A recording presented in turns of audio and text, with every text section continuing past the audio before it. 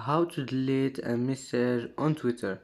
Hello guys, in today's video I'm gonna show you how to delete a message on Twitter.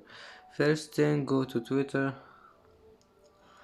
and then click here, click this one here to go to the message and then click here, and now just hold on the message and now click this one, delete message for you, and then click delete. And as you see, that's how delete the message, but it's only for you.